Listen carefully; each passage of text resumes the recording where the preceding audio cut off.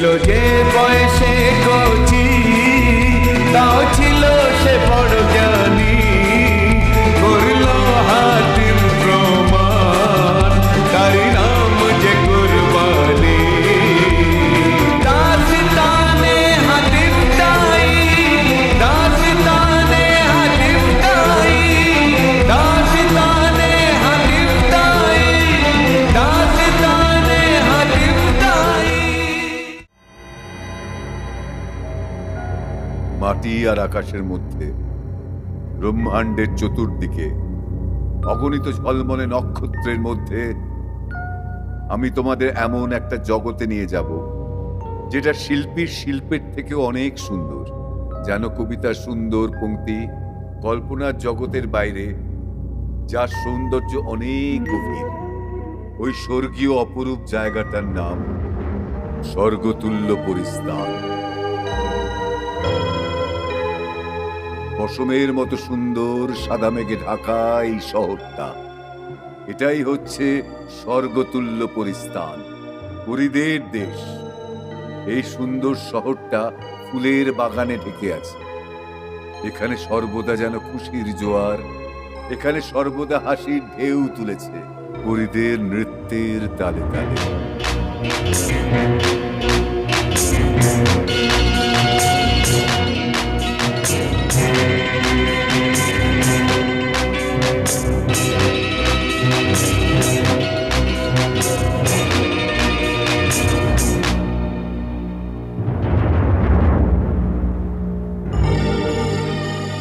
প্রেম আর ভালোবাসার প্রতিচ্ছবি। পরিস্থানের মুখ্য নিয়ন্ত্রক নীলপরি। সৌন্দর্য আর তারুণ্যের মহান সমাহার। এখানে এখন উত্তরাধিকার চাঁদপরি।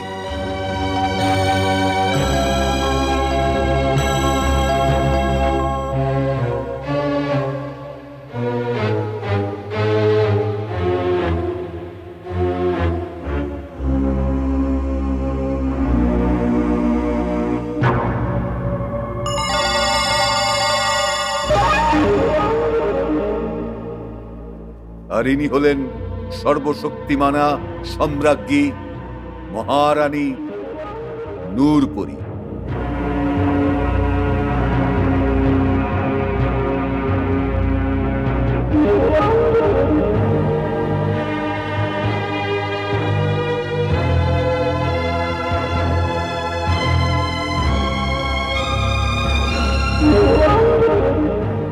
নীলপরি, আজকের দরবার শুরু করা যাক। প্রিয় সম্রাজ্ঞী, আজ এই দরবারেতে একটা এমন মোকদ্দমা হতে চলেছে যেটা পরীর দেশে কোনোদিন না পেশ হয়েছে, না কোনোদিন না হবে। এটা সেই মোকদ্দমা যেটার জন্য পরীর দেশের অস্তিত্ব বিপদে পড়ে গেছে।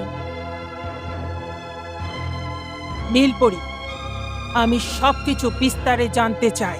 আমার প্রিয় সম্রাজ্ঞী, একটা সরল পরী এমন একটা ভুল করেছে যার যতই সাজা দেয়া হোক কম পড়বে। ও যে পৃথিবী শেষ হয়ে যাবে সেই পৃথিবীর মানুষের সাথে প্রেম করেছে। কে এমন দুঃসাহসী পরী যে পরীর দেশের নিয়ম উল্লঙ্ঘন করেছে?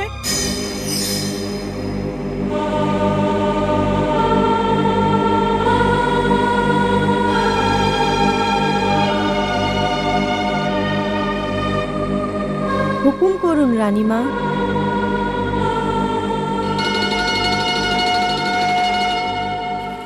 লালপরি, এ তো আমাদের খুব প্রিয় বন্ধু। এই পরীর দেশে কেউ কোনো ভুল করলে তার কোনো স্থান নেই। তো তুই হলি সেই দিশাহীন পরী যে বেঈমান আর বিশ্বাসঘাতকতার মূর্তি মানুষ জাতির সাথে প্রেম করার দুঃসাহসিকতা দেখায়। তুই হলি যে প্রেমে পাগল হয়ে পরীর দেশের নিয়ম কানুনকে ভেঙে চুরে নষ্ট করেছিস, তার সাথে কলুষিত করেছিস। সেটা বুঝেছিস? চুপ করে রয়েছিস কেন? জবাব চাই। লালপরি, তোর চুপ থাকা তোর দোষের প্রমাণ করে দিচ্ছে। তুই নিজে বাঁচার জন্য নিজের পক্ষে যদি কিছু বলতে চাস, নির্দ্বিধায় বলে ফেল। রানীমা, যা আমি বলতে চলেছি তা আপনি শুনতে পারবেন না, আর যা আপনি শুনতে চাইছেন তা আমি বলতে পারবো না। এটা কিন্তু আমার প্রশ্নের উত্তর ছিল না। যা আপনি শুনলেন সেটা সত্যি। তুই একটা সাধারণ মানুষের সাথে প্রেম করার অপরাধ করেছিস। আমি ওর জন্যে পৃথিবীতে যাওয়ার চেষ্টাও করেছি। এটা জেনেও যে বেঈমানি হলো একটা মানুষের ধর্ম, তারপরেও সঙ্গ দেওয়াও তার স্বভাব, যে খুন আর অপরাধ করা যে মানুষের স্বভাব, দয়া আর সাহায্য করাও তার স্বভাব, যে যে এই বিশ্ব সংসারের একদম নিকৃষ্ট প্রাণী। পুরো ব্রহ্মাণ্ডে ও সব থেকে ভালোও, যে ওর সাথে আমাদের কোনো মিল নেই। ও যদি ধরিত্রী হয়, আমরা হলাম বিশাল আকাশ। আকাশে শুধু পরীরাই থাকে, কিন্তু পৃথিবীতে ভালোবাসা আর মনুষ্যত্বও আছে। ওখানে দুঃখ আছে, রোগ আছে, বার্ধক্য আছে। আর এখানে এখানে রয়েছে চিরকালের সৌন্দর্য আর যৌবন। সেখানে শৈশবের আনন্দ, যৌবনের উদ্যমতা, বার্ধক্যের শান্তি, সব কিছু আছে। ওখানে মৃত্যু রয়েছে, মৃত্যু। আর এখানে রয়েছে আজীবন অমরত্ব আর সৌন্দর্য। এখানে জীবন শুধু ব্যতীত করা হয়, ওখানে জীবনকে ভোগ করা যায়। আর তাছাড়া ওখানে অপরের জন্য নিজের জীবনকে বলিদানও দেওয়া যায়। সব ভিত্তিহীন কথা। কেউ কারুর জন্য জীবন কখনো দেয় না। মনুষ্য যার নাম, সে হলো বেঈমান, বিশ্বাসঘাতকতা আর ভুলে ভরা একটা প্রতিমূর্তি মাত্র। আর তো দেখ, যার জন্য তুই আমাদের সাথে বিশ্বাসঘাতকতা করছিস, সে তো এতক্ষণে তোকে ভুলে হয়তো অন্যের সাথে প্রেম করছে, হয়তো তার সাথে বিয়েও করে নিয়েছে। ওকে যে আমিই ভালোবেসেছি রানীমা, আপনি নয়। আপনার চেয়ে বেশি আমি ওকে জানি। তুই ওকে ভালোবাসতে বাসতে একেবারে নিজেকে বিনাশকালের দিকে নিয়ে যাচ্ছিস। ভালোবাসা মানেই হলো বলিদান। আমাকে শেষ হয়ে যেতে দিন। একজন পরীর চলে যাওয়াতে পরীর স্থান তো শেষ হয়ে যাবে না? তোর যদি এই লজ্জাজনক জেদ আমি পূরণ করি, তাহলে অন্য পরীরাও জেদ করবে। এই জন্য পৃথিবীকে ভুলে যা, আর পৃথিবীতে বাস করা তোর প্রেমিককেও ভুলে যা। তা আমি করতে পারবো না। তাহলে আমার শেষ সিদ্ধান্ত শুনে নে। নিয়ে যা এই অপরাধী পরীকে, আর একে বন্দি করে রাখো জেলখানার মধ্যে চিরতরের জন্য।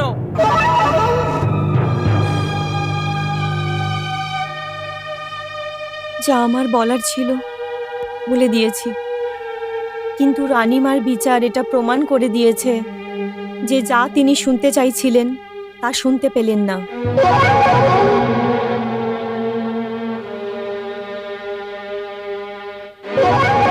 খবরদার ওই অপরাধী পরীর জন্য কেউ নিজের মনের মধ্যে সহানুভূতি রাখে। এ নিজে প্রচেষ্টা করেছিল লালপরী হবার। হুঁ।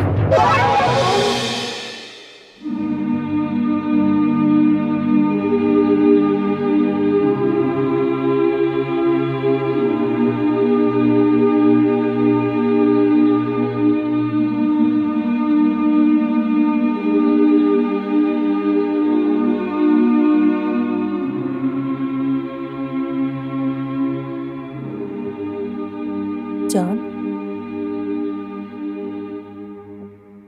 চাঁদ, চাঁদ, আপনি? তুই কি ঘুমোচ্ছিলিস? না, ভাবছিলাম। ওই লালপরীর কথা ভাবছিলিস, যে ভরা সবাই সব সীমা অতিক্রম করে আমার সাথে অপমান করার দুঃসাহসিকতা দেখায়? ওই লালপরীর কথা ভাবছিস, যে মানুষের প্রেমকে ভগবানের দান মনে করে এই পরিদেশের নিয়ম ভেঙেছে? আর তোমার চোখে আমার বিচারের কোনো গর্ব নেই। তোমার চোখ এক অপরাধীকে তরদারি করছে, সেটাই দেখছি। আমি লালপরী দুঃখ আর দেখতে পারলাম না। এর মানে হলো তুমি আমার বিচারে একেবারেই সন্তুষ্ট হয়। যেটা আপনি আপত্তি ভাবছেন সেটা লালপরীর বন্ধুত্বের অধিকার। তুমি হলে আমার উত্তরাধিকারী। আজ নয়তো কাল বিচার করতে করতে যখন আমি ক্লান্ত হয়ে যাব, তখন এই বিশাল পরিস্থানের হবে তুমি হবে সম্রাজ্ঞী। এখন তুমি মাথা ছেড়ে যদি হৃদয় দিয়ে সবকিছু ভাবো, তাহলে এই পরিদেশের কি হবে? এটা তো শেষ হয়ে যাবে। কিন্তু আমি বলছি রানীমা, ও তো একজন মানুষকে শুধু ভালোই তো বেসেছে। চাঁদ, তুমি মনুষ্য জাতিকে একেবারেই জানো না। আজ একটা পরীকে পৃথিবীতে থাকার জন্য বলছে, কাল পরীর দেশে ওরা রাজত্ব করবে। আর তারপর এখানে পরীদের না, মনুষ্য জাতির রাজত্ব হয়ে যাবে। আর সেটা আমি কিছুতেই হতে দেব না। কিন্তু খবরদার, তোমার মুখে মনুষ্য জাতির বিষয়ে কোনো যদি শব্দ শুনতে পাই। আমার মনুষ্য শব্দে যেমন ঘৃণা আছে, তেমনি তোমার প্রতি প্রেম রয়েছে। আমি পরীর দেশের কোনো মানুষের অস্তিত্ব যেমন দেখতে চাই না, তেমনি কোনো পরীকেও মানুষের হাতের খেলনা দেখতে চাই না। প্রিয় সম্রাজ্ঞী, চাঁদ একদম অবুঝ। নীল, একে বুঝিয়ে দাও আমার ভালোবাসার যেন কোনো ভুল ফায়দা না ওঠায়, নয়তো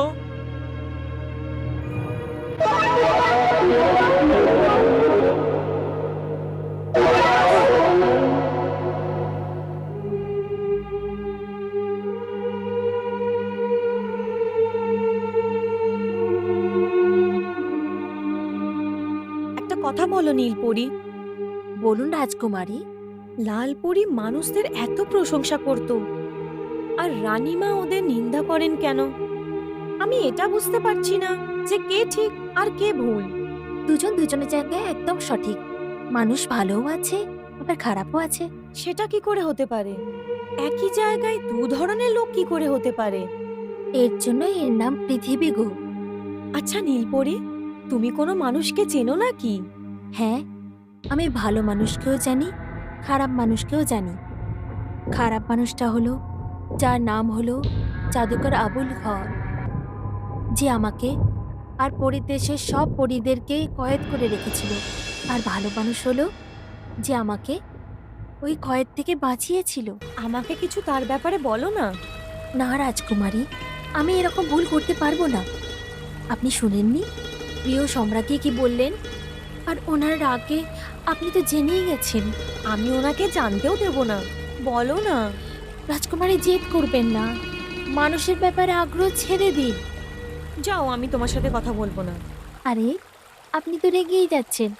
ঠিক আছে, সম্রাজ্ঞীর রাগ তো আমি সহ্য করে নেব, কিন্তু আপনার এই সুন্দর মুখের হাসি আমি কিছুতেই কাটতে পারবো না।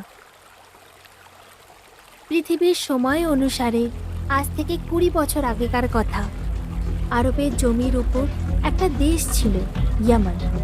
ওখানের বাদশাহ তাই বংশে অনেক তপস্যার পর সন্তান হতে চলেছিল। উনি খুব বিচলিত ছিলেন। উনি কিছুতেই বুঝতে পারছিলেন না ছেলে হবে না মেয়ে হবে। হোশিয়ার, খবরদার! হোশিয়ার, খবরদার, হোশিয়ার! সবাই যেন মনে রাখে সম্মানের খেয়াল। কেউ যেন মাথা উঁচু করে থাকার সাহস না করে।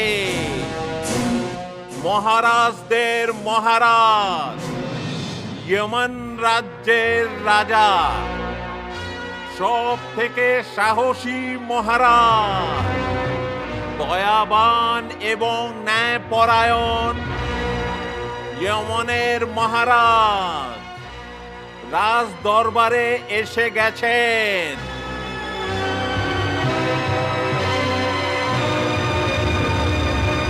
খোদা, মহারাজের এই হাত যেন আমাদের মাথার উপর যেন সর্বদা থাকে। মহারাজ, আপনি এত চিন্তা করবেন না যাতে আপনার ধমনী ক্রিয়া অত্যন্ত বৃদ্ধি পেয়ে যায়। আপনার কথা একদম ঠিক শাহী হাকিম, কিন্তু আমি আমার মনের অশান্তি নিয়ে কি করব? এত নানা রকম জপ তপ তপস্যার পরে শেষ পর্যন্ত ওই আমার স্ত্রী যখন এখন মা হতে চলেছে, তখন আমার মন বলছে যে ও একজন রাজপুত্র হবে, কিন্তু অন্য মন বলছে যে না, আমি খুব দুশ্চিন্তায় আছি। আপনি অযথা চিন্তা করছেন মহারাজ। এই সময় জন্মগ্রহণ করবে যে সন্তানেরা, তারা পুরুষ সন্তানই হবে। আমার জ্যোতিষবিদ্যা অনুসারে এটাই আমার মনে হচ্ছে যে এই গ্রহের অনুসারে এই সময় পুত্র প্রাপ্তিরই আছে। আমার গণনাও তাই বলছে। ওই শুভ মুহূর্ত আসার আর দেরি নেই, যখন আপনি একজন সন্তানের বাবা হবেন। খোদা তোমাদের মুখে ফুল চন্দন দিক।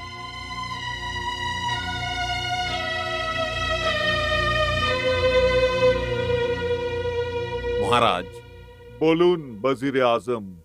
আপনার হুকুমের অনুসারে সব ব্যবস্থা হয়ে গেছে।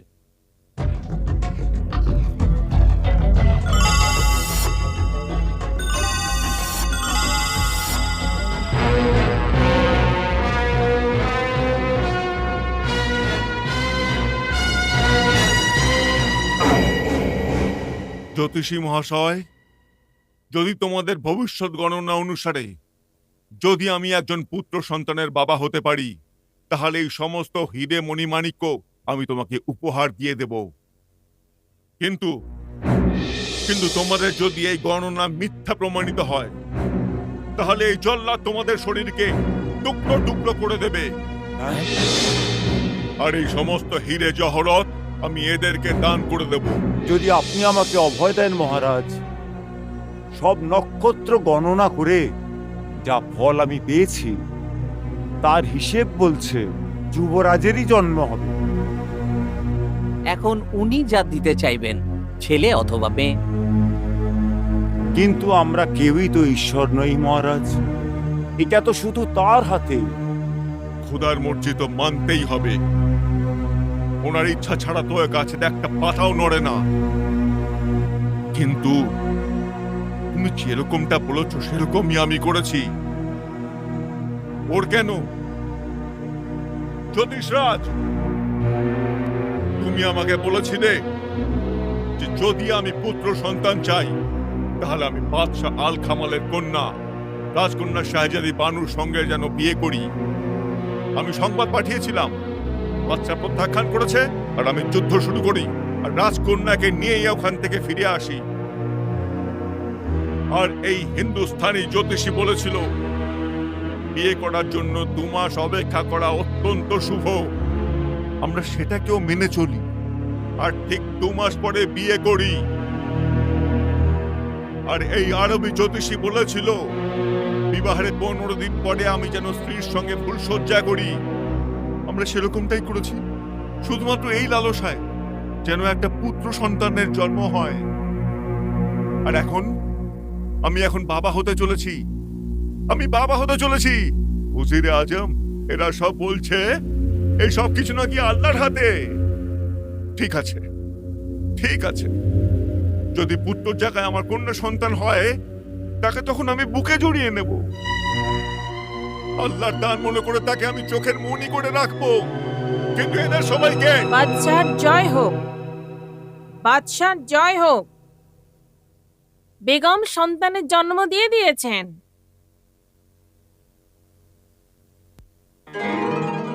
মনে হচ্ছে তোমার আর আমার ভাগ্যের সিদ্ধান্ত এতক্ষণে হয়ে গেছে। এখন কি কিছু বুঝতে তো পারছি না। হোশিয়ার, খবরদার! ইয়েমেনের মহারাজ এসে গেছেন।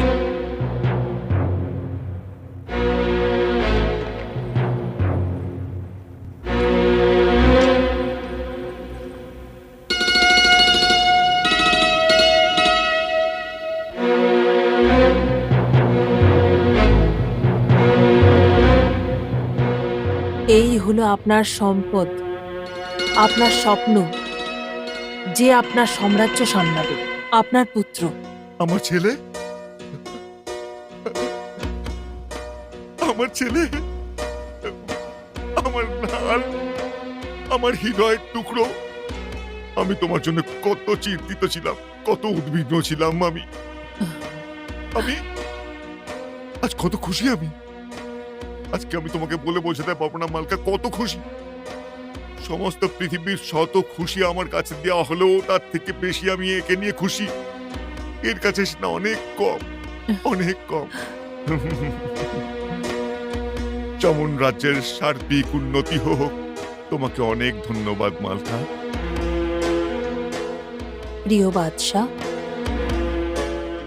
রাজপুত্র কবে যে পৃথিবীতে এলেন আমি বুঝতেই পারলাম না। প্রভু, এই নগণ্য দাইয়ের হাতে কতই বাচ্চা হয়েছে, কিন্তু এমন সুন্দর এই প্রথম বাচ্চা যে পৃথিবীতে আসার পর একবারের জন্যও কাঁদেনি। আলহামদুলিল্লাহ, আপনি আমাদের আশাকে পূর্ণ করেছেন। এই নিন আপনার উপহার।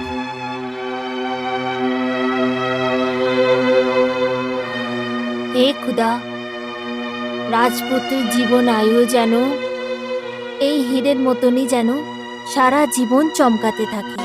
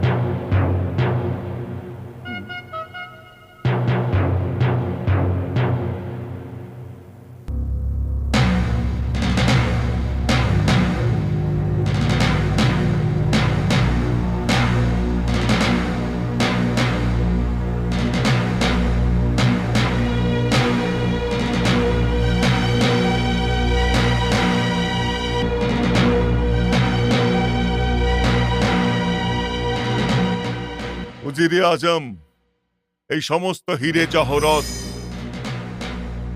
এই জল্লাদদের বিতরণ করে দাও। আর আমরা মিথ্যে, আমাদের জ্ঞান মিথ্যে। আপনারা কিন্তু আমার মনের কথা বোঝেননি। আপনিও সৎ, আর আপনার জ্যোতিষ জ্ঞানও সৎ। খুদা আমাকে একটা প্রাণপ্রিয় সন্তান দান করেছেন। এইটুকু হিরে জহরত আপনাদেরকে দান করার পক্ষে যথেষ্ট নয়। ওজিরে আজম, এদের প্রত্যেককে তাদের পছন্দ অনুযায়ী এক একটা গ্রাম দান করা হোক। মহারাজের জয় হোক, মহারাজের জয় হোক, মহারাজের জয় হোক, মহারাজের জয় হোক। মহারাজ, রাজ্যের উত্তরাধিকারীর জন্য আপনাকে অভিনন্দন। ওজিরে আজম, বেরিয়ে পড়ুন আর সমস্ত রাজ্যের প্রচার করে দিন যে এখানকার নবাব বাদশাহ তার উত্তরাধিকার পেয়ে গেছে। যথাজ্ঞা।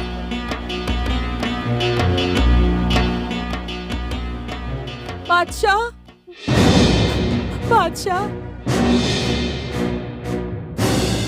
খোদা রাজপুত্রকে বাজে দৃষ্টি থেকে বাঁচান। বেগম অনেক চেষ্টা করলেন, কিন্তু রাজপুত্র একটুও দুধ খাচ্ছেন না। জয় হাকিম।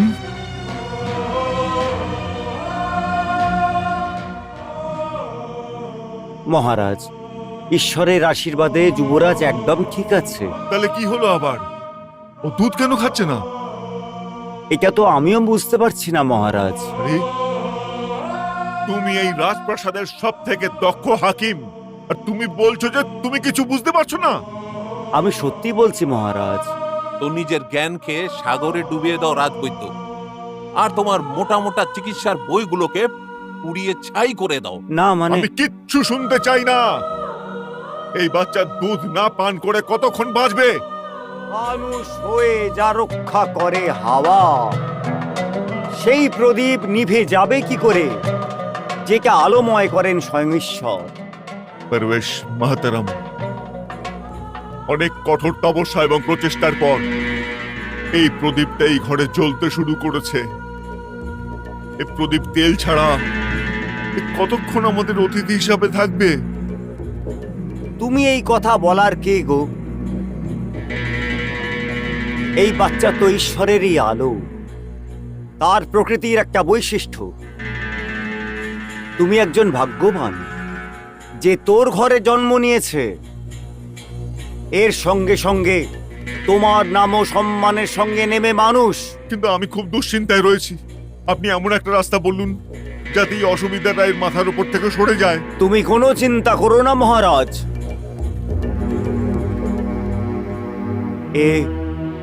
এমন একজন মহাপুরুষ যার আসার খবর শুধু মানুষই নয়, প্রকৃতির পশুপক্ষীও আগে থেকেই জানত। এই বাচ্চা নিজের উদার মৌন আর দান ধর্মের জন্য আমাদের এই পৃথিবীতে সফল হাতিম নামে পরিচিত হবে।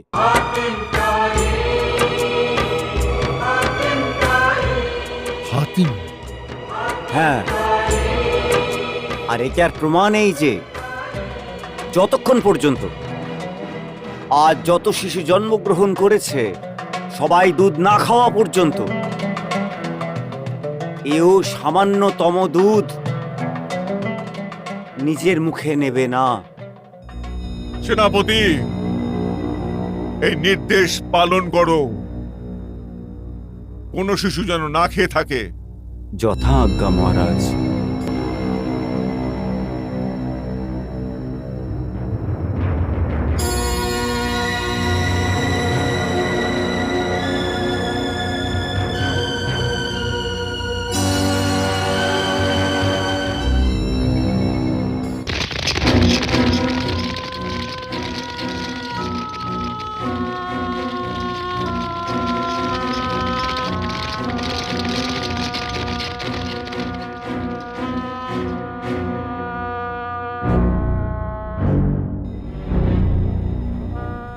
সেনাপতি মশাই, সমস্ত শিশু দুধ খেয়েছে তো? আজ্ঞে হ্যাঁ মহারাজ। জাহাপানা, খোদা রাজপুত্রর আয়ু বৃদ্ধি করুন। উনি এখনো কিচ্ছু খাননি। হ্যাঁ? এতক্ষণেও যদি হাতিম দুধ না খায়, তার এটাই কারণ হচ্ছে যে এখনো কোনো শিশু ক্ষুধার্ত আছে। যদি অভয় দেন মহারাজ, আপনার আজ্ঞার আমি পালন করেছি। তাহলে আমার রাজপুত্র কেন না খেয়ে রয়েছে? ও দুধ কেন খাচ্ছে না? এর কারণ এখনই জানতে পারবো।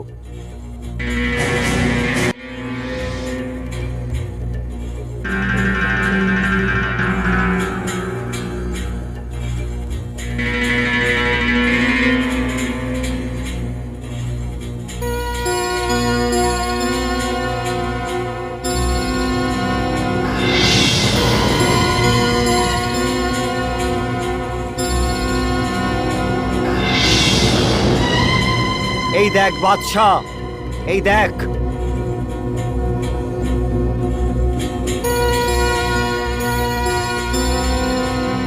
আমি বলেছিলাম না বাদশাহ, এখনো কোনো শিশু ক্ষুধার্ত আছে। এই দেখ বাদশাহ। মহারাজ, এটা তো ঘোড়ার বাচ্চা। বোকা,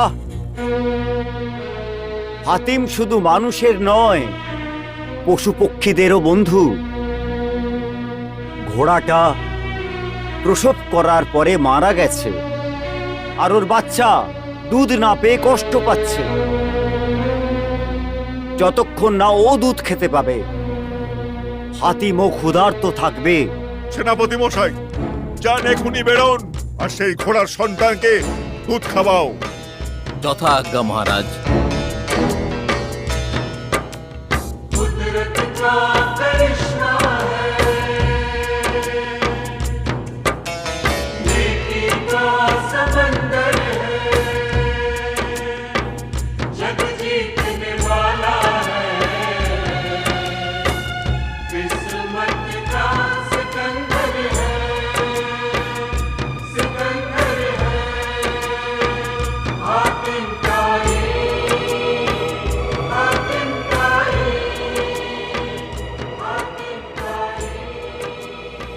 আলমপানা, আলমপানা, রাজপুত্র দুধ খাচ্ছেন।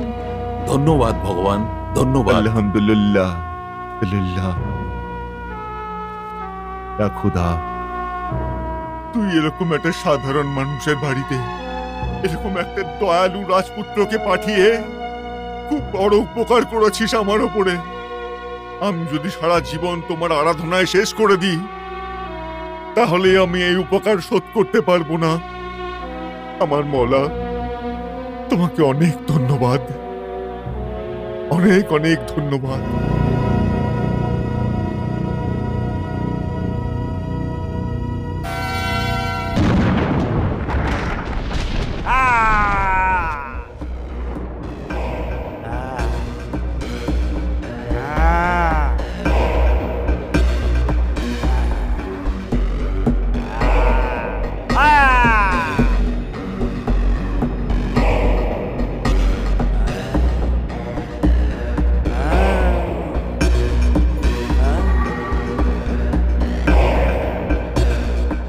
ধৈর্য।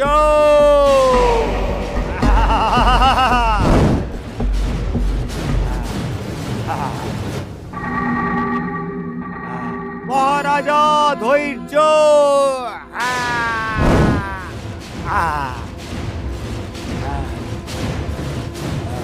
শক্তি শক্তি শক্তি দাও।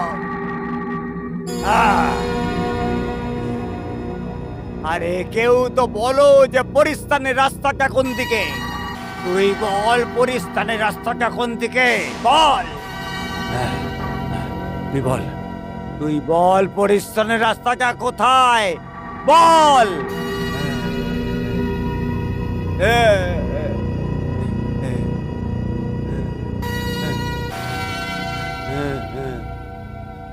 তুই বল। আমাদের উপর দয়া করুন জাদুকর। না, দয়া করব, আবুল হল ক্ষমা করবে। যতক্ষণ না তুমি পরিস্থানের রাস্তাটা না বলবে তাহলে আবুল কি করে ক্ষমা করবে তোমায়? তুমি তো খুব ভালো করেই জানো যতক্ষণ না আবলা হল পরিস্থানের অমৃত না পান করছে ও চিরকালের জন্য অমর কি করে হবে? বলো পরিস্থানের রাস্তাটা কোথায়, বলো পরিস্থানের রাস্তাটা কোথায়, বলো। না পরীরা, না, এই শয়তানকে কিচ্ছু জানাবে না, কারণ খুব তাড়াতাড়ি এর অত্যাচারের অবসান হবে। হতভাগা বুড়ো, বাজে কথা বলবি না। এখন তুই আমার সর্দার নোস, শুধুমাত্র কয়েদি কয়েদি। এখন এই সব পরীরা তোর কথা মেনে নিলেও তো মনে রাখিস এদের সারা জীবন এই আগুনে আমি ঝলসাতে থাকবো। জীবন? শয়তান, তুই আর কতদিন বাঁচবি সেটা জানিস? এখন আমার আর পরীদের মুক্তির দিন এসেছে। হ্যাঁ, কারণ এখন তোর মৃত্যুর সময় এসে গেছে। শুনেছিস তুই? তোর মৃত্যুর সময় এসে গেছে। কি বললে? তাহলে হাতিম জন্মগ্রহণ করেছে? হ্যাঁ, তোর মনে আছে? তোর মিষ্টি মিষ্টি কথার জালে ফেসে তোকে আমার জাদু শেখাচ্ছিলাম। তখনই আমি তোকে বলেছিলাম কি তোর মৃত্যু লেখা আছে একজন সৎ মানুষের হাতে। এখন ওই সৎ মানুষটার জন্ম হয়ে গেছে, বুঝেছিস? তার আগে ও আমার প্রাণ নেওয়ার জন্য এখানে আসে। আমি নিজে ওখানে গিয়ে নিজের হাতে ওকে আমি খুন করব। বল হাতিম কোথায় জন্মেছে, বল বুড়ো, বল। আমি এত বোকা নই বুঝলি যে ওর ঠিকানা বলে দিয়ে সারা জীবন তোর কয়েদি হয়ে থাকবো। কি বললি তুই? বলবি না? ঠিক আছে, তাহলে তোর থেকে শেখা জাদু আমাকে বলে দেবে। নিশ্চয়ই বলবে, অবশ্যই বলবে। ধৈর্য।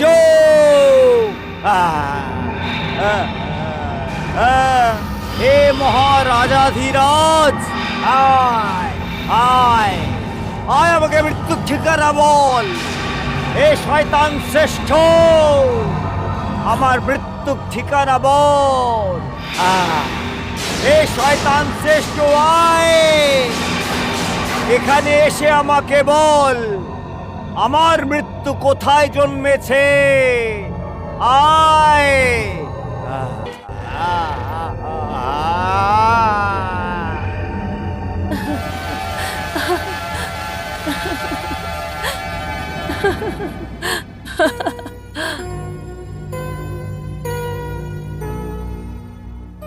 হাতিম,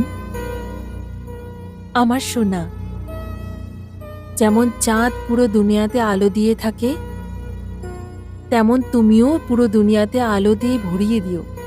আচ্ছা, গরিবকে অনেক খুশি দিও, আর অন্যায় করে যারা তাদের শাস্তি দিও। আচ্ছা, তাহলে এটাই হলো হাতিম, আমার মৃত্যু।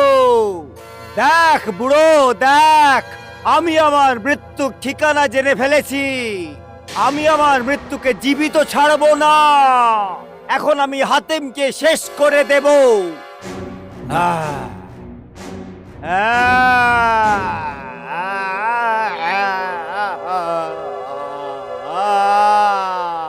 ইয়ামান, ইয়ামান।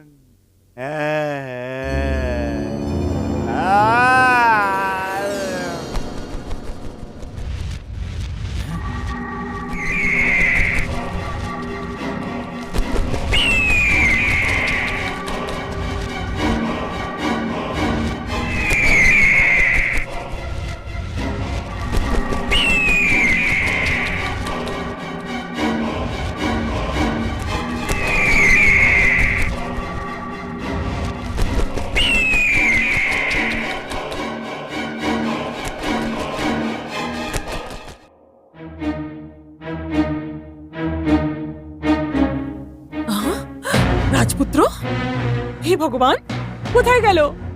তাই কোথায় গেল আমার সোনা? এখানেই তো ছিল। দাসী, রাজপুত্র কোথায় গেল? খোঁজো ওকে, খোঁজো ওকে।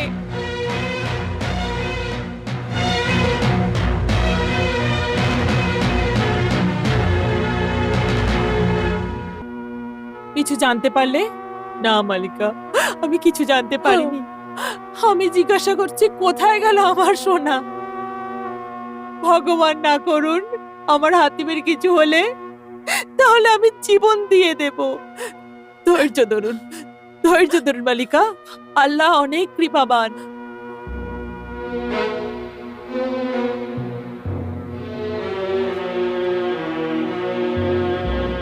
মহারানী, এটা আমি কি শুনছি? রাজকুমার তার ঘরের মধ্যে নেই? খোদা জানে আমার সোনাটা কোথায় আছে, কোথায় উধাও হয়ে গেল। সৈনিকরা, সমস্ত রাজপ্রাসাদ খোঁজো, বাইরে যাবার সব দরজা বন্ধ করে দাও। যে আমাদের রাজকুমারকে চুরি করার দুঃসাহস দেখিয়েছে, সে এখনো রাজপ্রাসাদের বাইরে যায়নি। আপনি ভরসা রাখুন মহারানী, খুব শীঘ্রই আমরা রাজকুমারের সন্ধান পেয়ে যাব। আলম্পনাকে এই ব্যাপারে অবগত রয়েছেন? হ্যাঁ মহারানী, উনি এখনই আসবেন।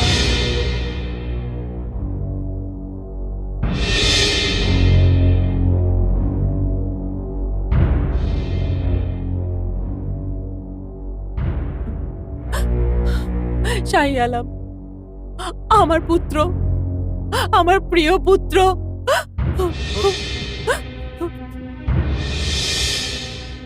উজির আজম, আজ আমি বুঝতে পেরেছি আমাদের পাহারাদার কত বিশ্বকর্মা। আমার পুত্র সন্তান তাদের চোখের সামনে হারিয়ে গেল, আর তারা জানতেও পারলো না। এখানের সমস্ত পাহারাদারকে চৌমাথার মোড়ে নিয়ে যাও আর তাদের ফাঁসিতে ঝুলিয়ে দাও এখনই।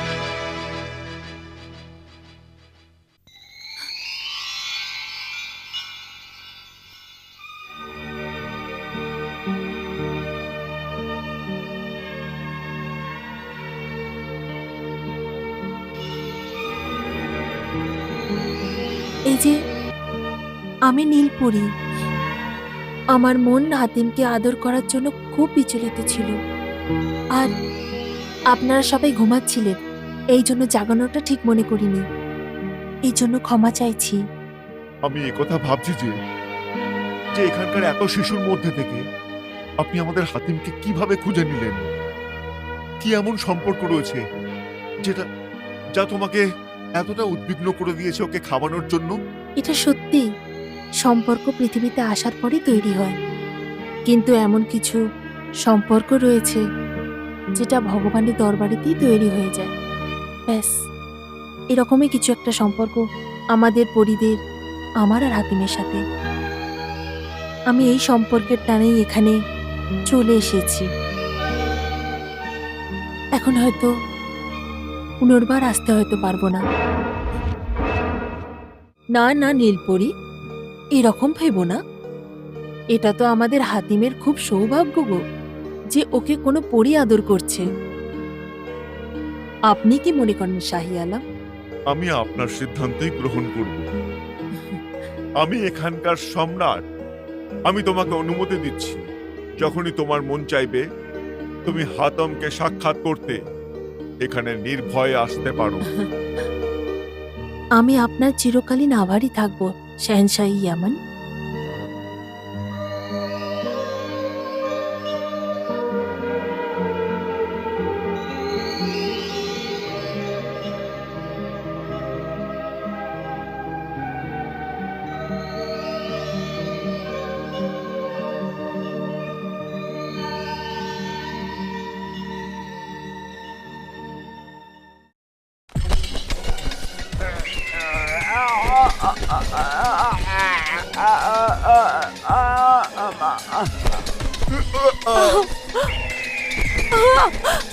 এটা অত্যন্ত নৃশংস একটি পাখি, একে শেষ করে ফেলো।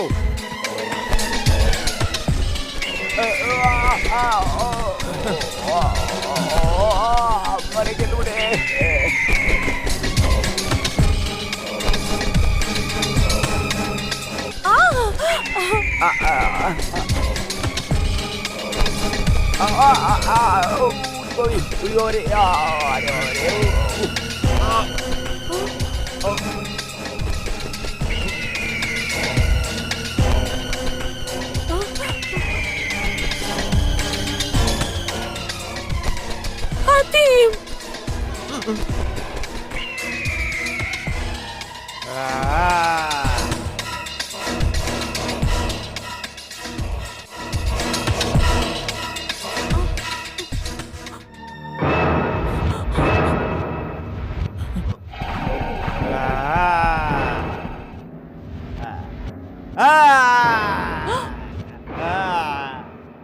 তুমি কে হে? জাদুকরের বাদশাহ, জাদুকর আব্লাহন। জাদুকর, তুমি এখানে কি করছো?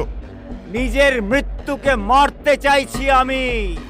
তোমার মৃত্যু কোথায় রয়েছে? তোমার মৃত্যু এখানে? এই হচ্ছে আমার মৃত্যু।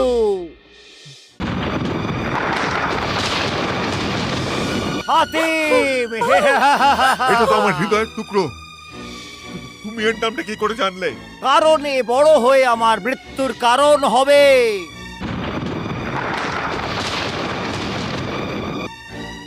আমি আমার মৃত্যুকে জীবিত ছাড়বো না, আমি একে শেষ করে ফেলবো।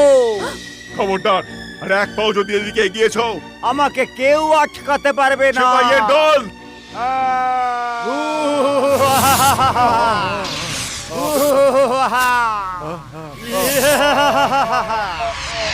এরা সৈনিক নয়, পোকামাকড়ের দল।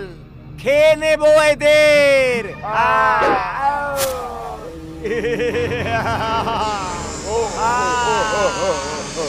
মর যা, মর যা, মর যা, মর যা, মর যা। আরো পাকা, আরো পাকা। আবলাহনের খিদে পেয়েছে। ওজির আজম,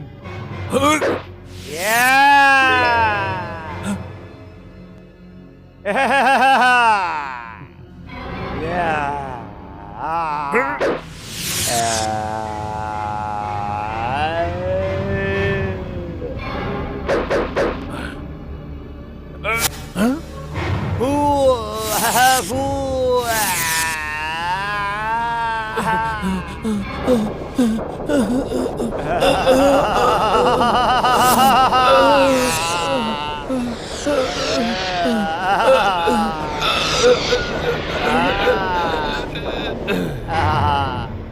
দেখ আবলোল, দেখ বাদশাহ অসহায়, খোলা আকাশের দিব্যি,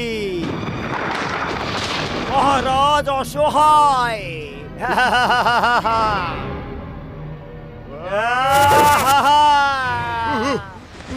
মহারাজ, এটা তো একটা খেলনা।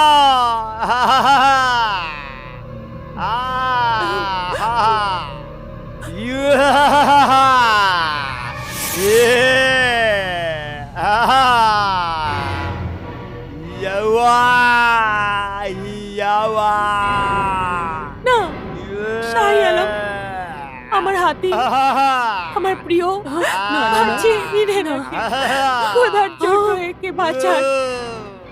আমার হাতিমের জান পক্ষে রাখুন। না, এই শয়তানটা কিচ্ছু করতে পারবে না মল্লিকা। ওর তো মৃত্যুটাই আমি দেখছি আমার হাতে লেখা রয়েছে। ওর শরীরে একটা লোমও বেঁকাতে পারবে না। তো দেখ মহারাজ, দেখ নিজের চোখের সামনে নিজের পুত্রের পরিণাম দেখ।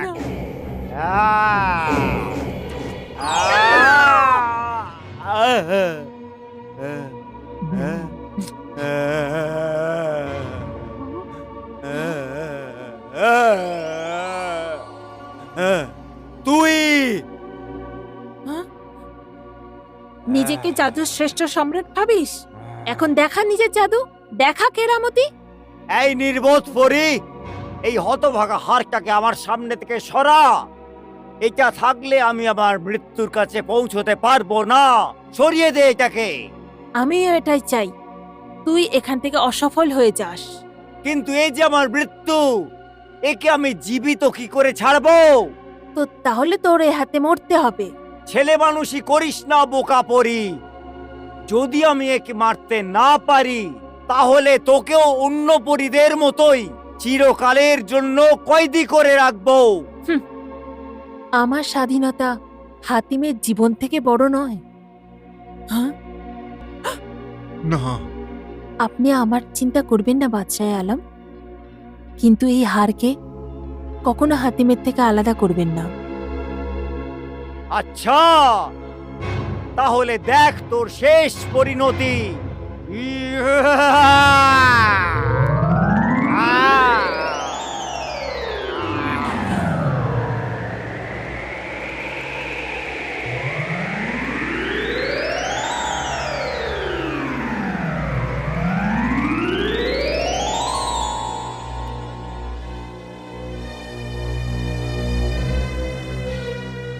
হাতিম, আমার সোনা, আমার বাচ্চা। মল্লিকা, এই হার যেন এই শিশুর গলা থেকে কেউ না খুলতে পারে। হ্যাঁ হুজুর। এটা আমার নির্দেশ। এটা হলো আমার নির্দেশ। জি হুজুর।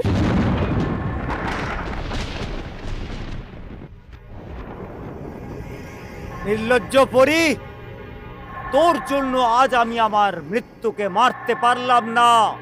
বংশগত শয়তানি।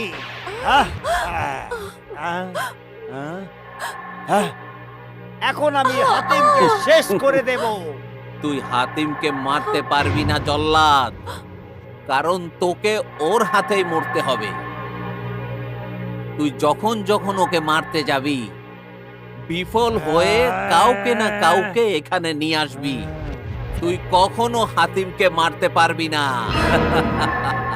চুপ, হতভাগা বুড়ো, বন্ধ কর তোর এসব ফালতু কথা। তা না হলে আমি তোর গলা টিপে দেব। নিশ্চয়ই টিপে দে, কিন্তু তোর মৃত্যু তো জীবিতই থাকবে। তোর মৃত্যু তো জীবিতই থাকবে। ফালতু কথা বলবি না, শুনতে চাই না আমি। দেখ এইবার।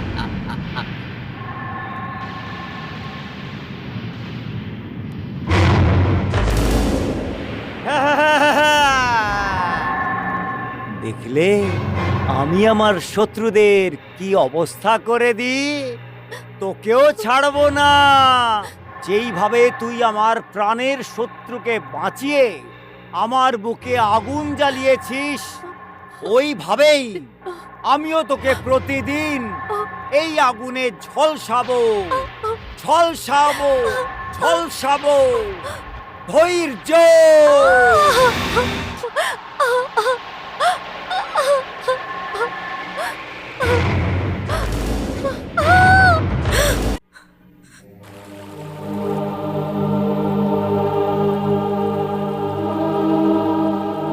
আজকে ওই আগুনের কথা চিন্তা করলে আমার আত্মা কেঁপে ওঠে।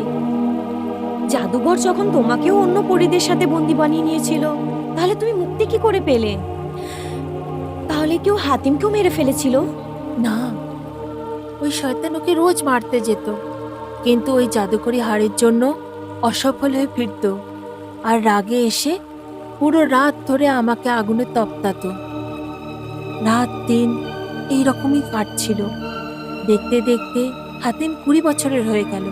পুরো ইয়মানেতে ওর দয়ালু মনের পরিচয় পাওয়া গিয়েছিল। লোক ওকে হাতিমের বদলে দয়ালু হাতিম বলতে শুরু করল।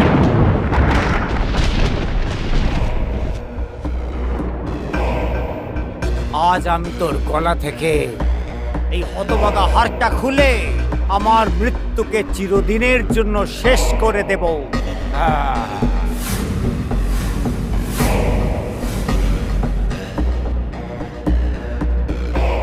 হাতিম তাই নিপাত যাক। এখানে দেখেছি, সেখানে দেখেছি, পেলাম না কোনো দাতা যে আমার ঝুলিতে কিছু দান করতে পারে। পেলাম না এমন কাউকে। শোনো ফকির, আমাদের রাজত্ব থেকে কেউ খালি হাতে যায় না।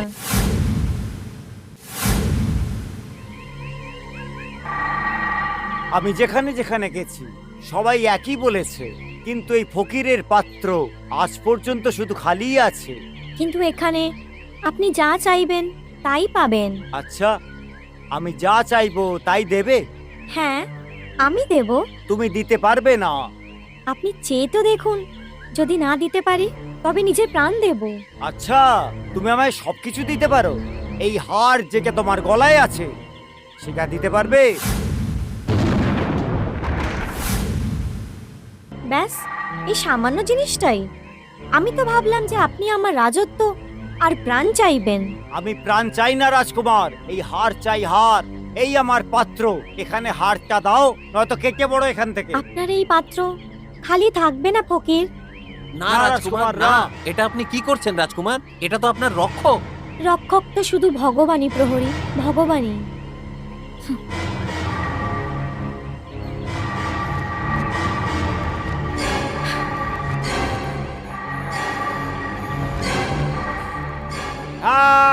ধৈর্য, ধৈর্য, একেই বলে শয়তানি।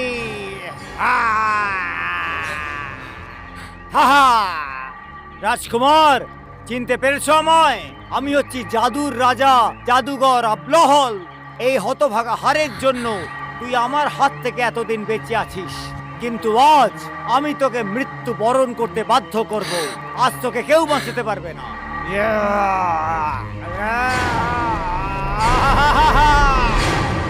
রাজকুমার দেখ, আমি হচ্ছি জাদুঘর আবলহল। তোর মৃত্যু, ধৈর্য। দেখ রাজকুমার, দেখ, তোর সৈন্যরা সব ছাগল হয়ে গেছে। তোকে রাজকুমার বলবে না, তোকে ভ্যা ভ্যা বলে ডাকবে।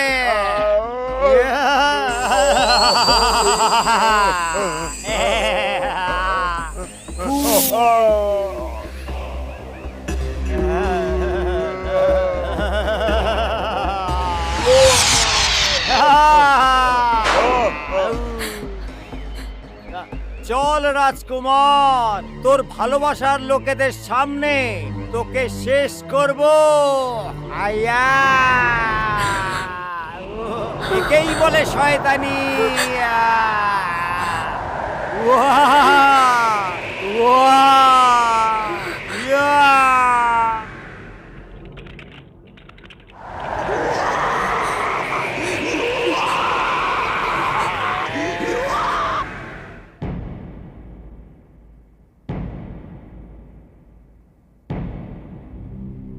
মহারাজার জয় হোক।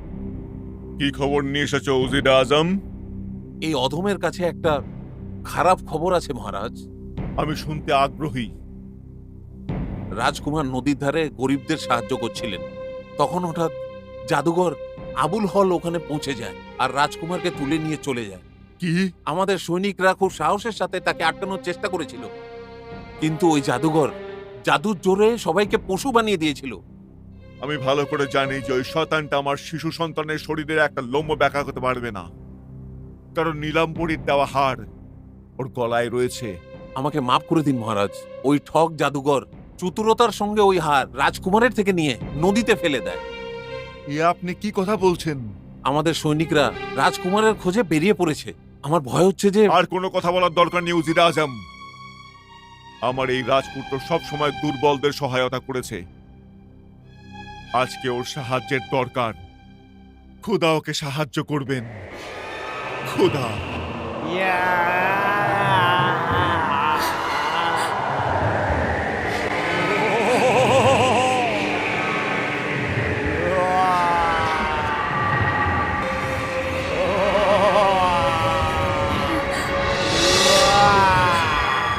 জীবনের চলার পথে তুই পথ দেখাবি গে মোদের, দুঃখ কষ্টের দিনগুলিতে তুই পাঠাবি যে মোদের।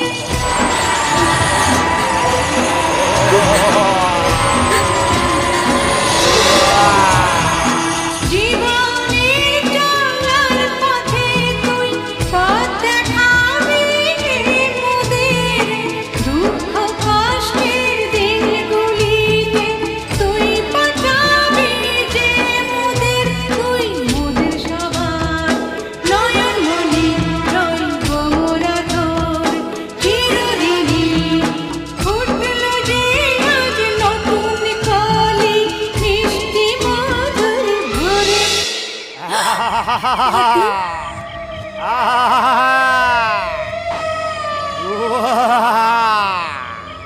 চল।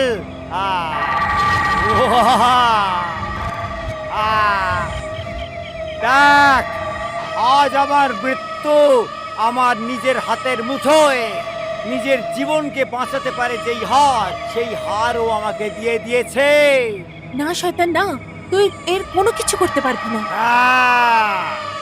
আচ্ছা, এখনো তোর এত ভ্রম আছে? ভ্রম নয়, বিশ্বাস আছে। তাহলে নিজের চোখ দিয়ে দেখ, এই আগুনের মধ্যে যে ঝলকানি আছে, এর রক্ত মাংস কেমন টেনে ভার করে দেয়। জীবন আর মৃত্যু তো শুধু ভগবানেরই হাতে। উনি যাকে চান জীবন দিতে পারেন, যাকে চান মৃত্যু।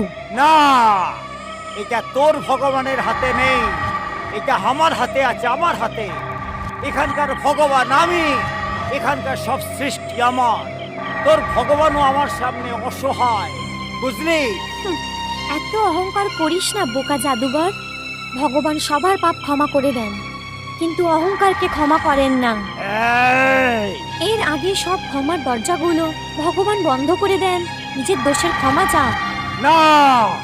ঈশ্বর খুবই দয়াবান, তোমাকেও ক্ষমা করবেন। আরে, ও আমার কি জীবন দান দেবে? হ্যাঁ, যদি তুই আমার সামনে হাঁটু গেড়ে বসে নিজের জীবন ভিক্ষে চাস, তাহলে আমি তোর জীবন তোকে ভিক্ষে দেব। তোমার সামনে মাথা নিচু করার থেকে আমি ওই আগুনে নিজের প্রাণ দিয়ে দেব। আচ্ছা, তাহলে নিজের শরীরকে ছাই করার জন্য তৈরি হয়ে যা। দেখ এই আগুনকে, এ তোকে পুড়িয়ে ছাই করে দেবে, তোর শরীরকে জ্বালিয়ে দেবে, শেষ করে দেবে তোকে, তোকে পুড়িয়ে ছাই করে দেবে।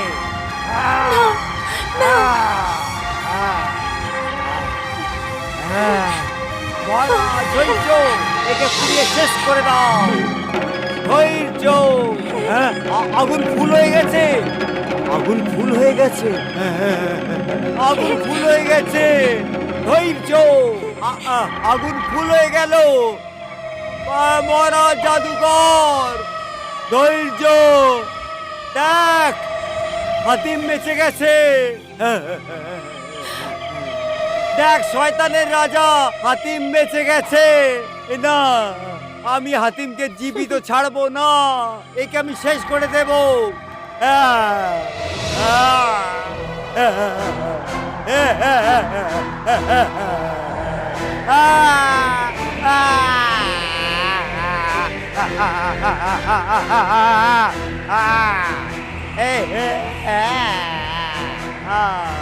ধৈর্য, বাঁচাও, বাঁচাও আমায়, আমায় বাঁচাও, ধৈর্য।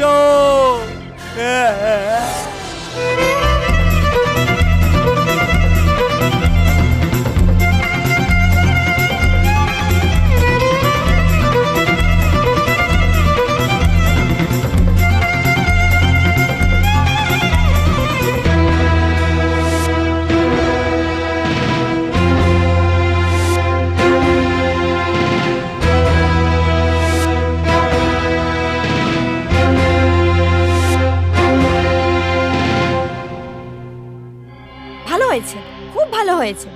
ওই শয়তান জাদুঘরের এটাই হওয়া উচিত ছিল। খুব খারাপ লোক ছিল ও। আর হাতিম? ও মানুষ নয়, ঈশ্বরের প্রতিচ্ছবি।